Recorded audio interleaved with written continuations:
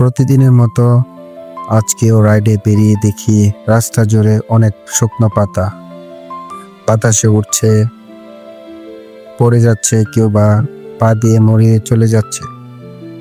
হঠাৎ মনে হলো এই পাতাগুলো তো একসময় সবুজ ছিল, গাছে ছিল, আলো ছায়া দিত। এখন সবাই ভুলে গেছে, যেমন আমরা ভুলে যাই সেই মানুষদের যারা একসময় পাশে ছিল, সাহায্য করেছিল। আর শুধু নেই বলেই গুরুত্ব নেই। আমরা সবসময় নতুন কিছু খুঁজি, কিন্তু পুরনো কিছুই আমাদের গড়ে তোলে। সেই পুরনো বন্ধুটি, সেই ক্লান্ত মায়ের মুখটা, কিংবা সেই ছোট্ট ভাই যে একদিন তোমার জন্য স্কুলে ঝগড়া করেছিল। জীবন শেখায় কেউ চিরকাল পাশে থাকে না, কিন্তু কৃতজ্ঞতা থাকা উচিত চিরকাল। সুতরাং যাকে তুমি আজকে অবহেলা করছো, হয়তো সেই একদিন তোমার জীবনে সবচেয়ে বড় আশীর্বাদ ছিল।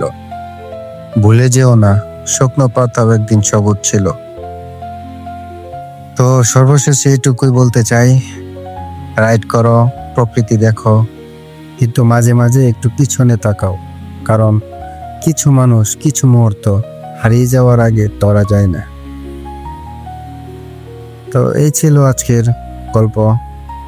আপনার ধৈর্য, সময় আর ভালোবাসার জন্য আন্তরিক কৃতজ্ঞতা।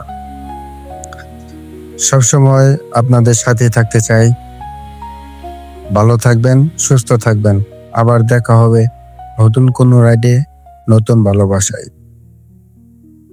আর পাশে থাকবেন শান্ত ভাই ব্লগের। ভিডিওটি ভালো লাগলে লাইক, কমেন্ট এবং শেয়ার করতে ভুলবেন না। আর নতুন হলে সাবস্ক্রাইব করে পাশে থাকবেন। ধন্যবাদ।